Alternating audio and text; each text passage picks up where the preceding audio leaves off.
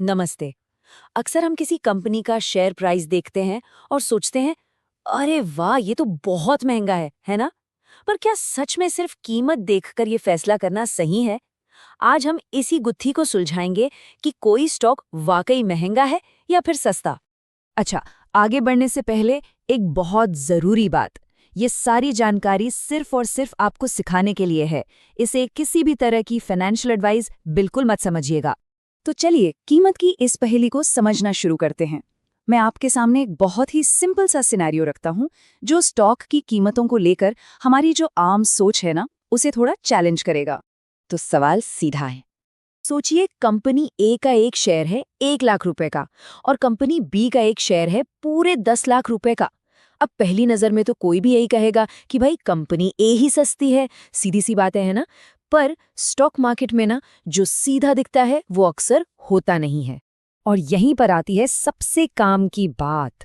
किसी स्टॉक का महंगा या सस्ता होना सिर्फ उसके शेयर प्राइस से तय नहीं होता। बिल्कुल नहीं। इसके लिए हमारे पास एक बहुत ही बेहतरीन टूल है, जो हमें पूरी कहानी दिखाता है, न कि सिर्फ आधा सच। और जानते हैं वो टूल क्या है? वो है प्राइस टू अर्निंग्स रेशियो। जी हाँ, वही जिसे हम सब पीई रेशियो के नाम से जानते हैं। यही वो मीट्रिक है जो हमें किसी भी कंपनी के वैल्यूएशन की, मतलब उसके मूल्यांकन की असली तस्वीर दिखाता है। तो अगर हम इसकी किताबी परिभाषा देखें, तो पीई रेशियो एक वैल्यूएशन रेशियो है। आसान भाषा में यह कंपनी के मौजूदा शेयर प्राइस को उसकी पर शेयर कमाई, जिसे हम अर्निंग्स पर शेयर या ईपीएस कहते हैं, उसके सामने रखकर तौलता है। और अगर आपको इसे हमेशा के लिए याद रखना है, तो बस ये एक लाइन याद रखिए। पीई रेशियो सिर्फ ये बताता है कि आप उस कंपनी के 1 रुपए की कमाई के लिए कितने रुपए देने को तैयार हैं। है ना कमाल की बात? ये एक बहुत ही पावरफुल कॉन्सेप्ट है। तो चलिए अब ये भी देख लेते हैं कि आखिर ये कैलकुलेट कैसे होता है। पीई रेशियो को ठीक से समझने के लिए हमें इसके दो मेन हिस्सों को, इसके दो मेन कंपोनेंट्स को समझना होगा। ये बहुत ही सिंपल है। इसका पहला हिस्सा है पी, यानी कि शेयर प्राइस, मतलब एक शेयर की आज की मार्केट कीमत। और दूसरा हिस्सा है ई, यानी अर्निंग्स पर शेयर, जिसे हम ईपीएस भी कहते हैं। इसका सीधा सा मतलब है कि कंपनी के टोटल प्रॉफिट में से हर एक शेयर के हिस्से में कितनी कमाई आई। और ईपीएस निकालना भी कोई रॉकेट साइंस नहीं है। आप बस कंपनी का टोटल प्रॉफिट उठाइए और उसे मार्केट में मौजूद टोटल शेयर्स की संख्या से डिवाइड कर दीजिए। बस आपको पी रेशियो का ई वाला हिस्सा, यानी अर्निंग्स वाला हिस्सा मिल गया। ठीक है, तो अब हम आते हैं पीई रेशियो के सबसे जरूरी और मैं कहूंगी सबसे ज्यादा गलत समझे जाने वाले पहलू पर। देखिए, सिर्फ पीई का नंबर जान लेना काफी नहीं है। उसे इस्तेमाल कैसे करना है, ये जानना उससे कहीं ज्यादा जरूरी है। तो एक सवाल पूछता हूं। मान लीजिए एक कंपनी का पीई है 20 और दूसरी का है 60। तो क्या इसका मतलब ये हुआ कि 20 पीई वाली कंपनी हमेशा हर हाल में सस्ती होगी? सुनने में तो हाँ ही लगता है, पर असलियत कुछ और ही है। ये टेबल देखिए, ये सारी कहानी साफ कर देगी। यहाँ एक आईटी कंपनी है जिसका पीई है 20, लेकिन उसकी पूरी इंडस्ट्री का जो एवरेज पीई है वो सिर्फ 15 है। इसका क्या मतलब हुआ? इसका मतलब ये हुआ कि ये कंपनी अपनी इंडस्ट्री की बाकी कंपनियों के मुकाबले महंगी है, यानी ओवरवैल्यूड है। अब दूसरी तरफ देखिए एफएमसीजी कंपनी को।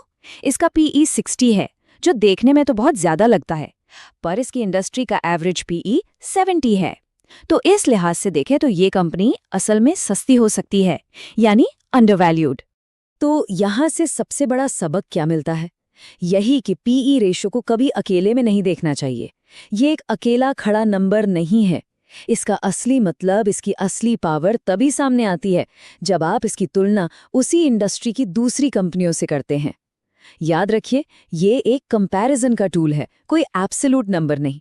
तो अब तक हम ये तो समझ गए कि पीई रेशियो क्या है और इसे इस्तेमाल कैसे करना है। पर रुकिए, ये जानना भी उतना ही जरूरी है कि पीई रेशियो क्या नहीं है। देखिए, पी रेशियो एक बहुत ही पावरफुल इंडिकेटर है। ये आपको एक इशारा दे सकता है कि कोई स्टॉक शायद महंगा है या शायद सस्ता। लेकिन ये पूरी पजल का सिर्फ एक छोटा सा टुकड़ा है। कोई भी इन्वेस्टमेंट का फैसला लेने से पहले मार्केट के हालात कैसे हैं, कंपनी के फंडामेंटल्स कितने मजबूत हैं और उस पूरी इंडस्ट्री का भविष्य कैसा दिख रहा है, इन सब बातों पर गौर करना भी उतना ही जरूरी है। तो चलिए, अब टाइम है ये चेक करने का कि हमने आज क्या क्या सीखा। तैयार है एक छोटे से मजेदार क्विज के लिए?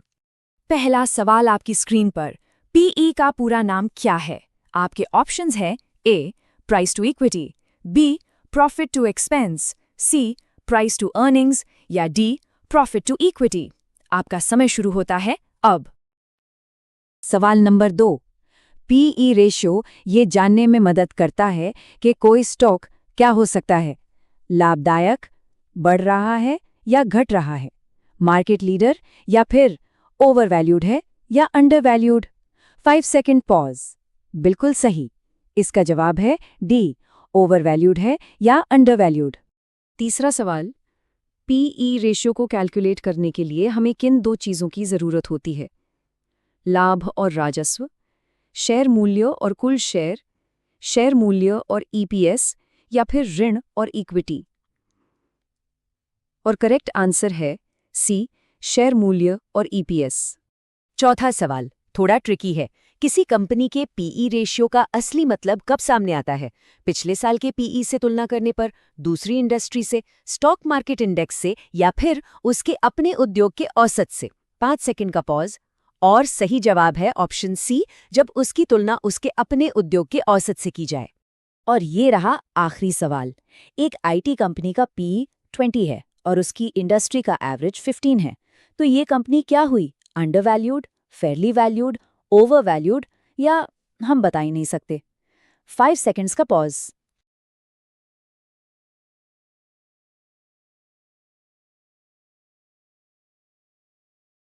जी हाँ, ये कंपनी है सी, ओवरवैल्यूड।